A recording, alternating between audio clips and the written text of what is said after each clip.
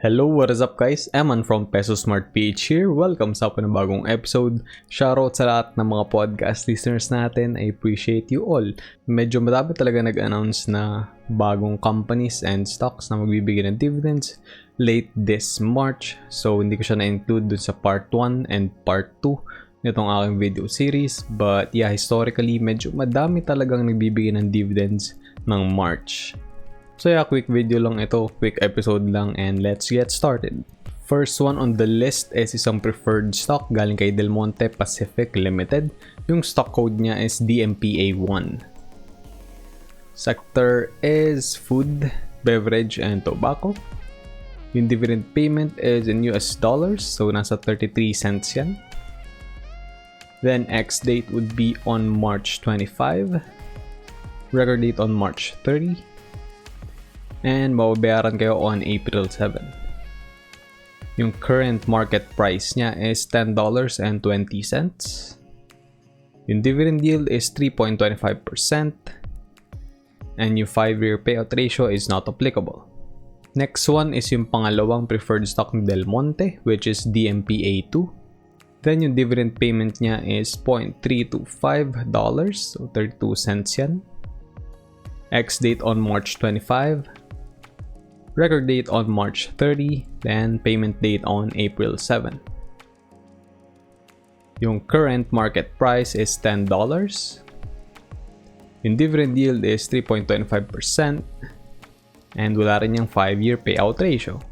Next one is si ICT, International Container Terminal Services Incorporated. Yung sector niya is services, mainly in transportation. Then yung dividend payment is 2 pesos and 37 centavos.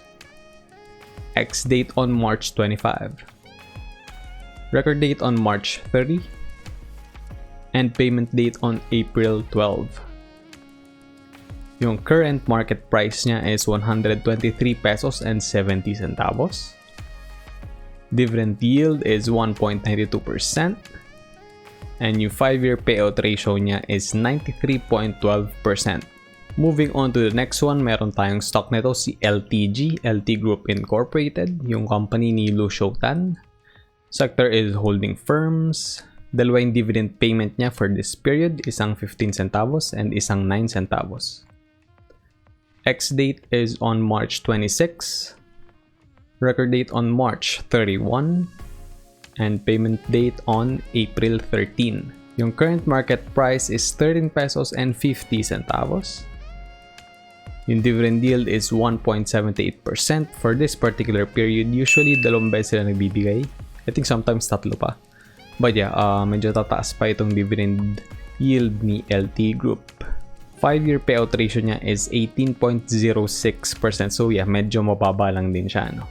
Next one is si ACEN Energy Corporation. Yung stock code is ACEN. Sector is industrial, mainly in electricity, energy, power, and water. Dividend payment is 6 centavos. Ex-date on March 29. Record date on April 5. Payment date on April 19.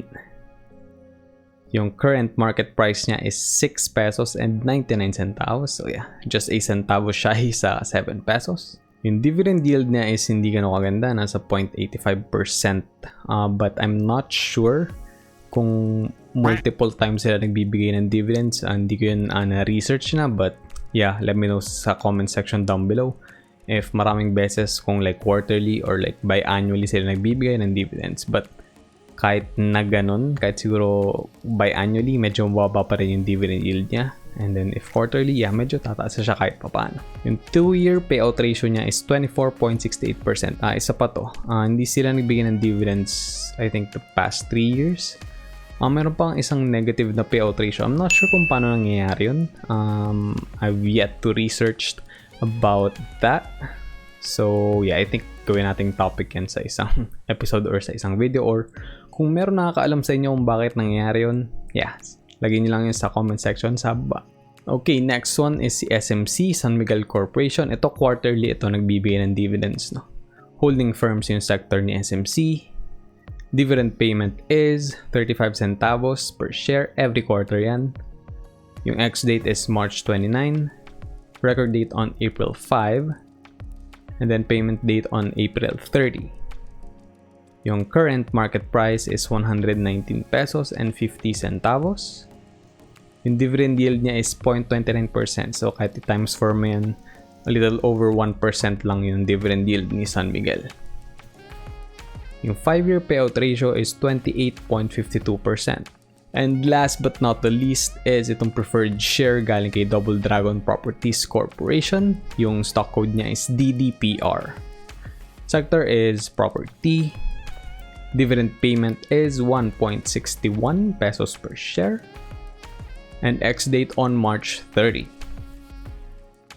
Record date niyan is April 6. Payment date on April 14. And yung current market price niya is 102 pesos per share. That will give you a dividend yield of 1.58% quarterly and then 6.32% annually. Yung 5-year payout ratio is walang data, so it's not applicable. And now we are heading towards the end of this episode. Silipin natin yung mga sources for today's video. We have PSC Edge, BPI Trade, a photo from Unsplash, and Jiffy. Lahat ng mga links niyan is matatagpuan sa description sa baba. Before we end, we have a quote galing kay Vaynerchuk. Ang sabi niya, "Stop buying dumb shit to impress people you don't even like." Medyo self-explanatory na, basta bilhin mo lang yung mga bagay na talagang, nagbibigay ng value sa'yo, and nagpapasaya sa'yo, hindi yung binibili mo lang isang bagay or like nag-invest ka sa isang bagay dahil lang sinabi ni ganito, ni ganyan, or to impress someone para lang bumango yung pangalan mo dun sa particular na tao na yun or like group of people na yun, especially like family. So yeah, buy stuff that will give value to yourself and that will give you more happiness. So, ganun lang kasimple yun. End na natin yung episode here, guys. Sana may natutunan kayo, and if umabot kayo at the end of this episode, thank you very much. I appreciate you. Huwag niyong kalimutan i-smash yung like button, i-ring yung notification bell, and subscribe to my channel para wala kayong ma-miss out ng mga uploads ko every Monday and Friday. And yeah, again, meron ng channel membership, so yeah, check out yun lang yung link dyan sa baba if interested kayo. Thanks again for watching and listening, everyone. Stay safe. I'll see you all on the next episode. Always remember, be Peso smart.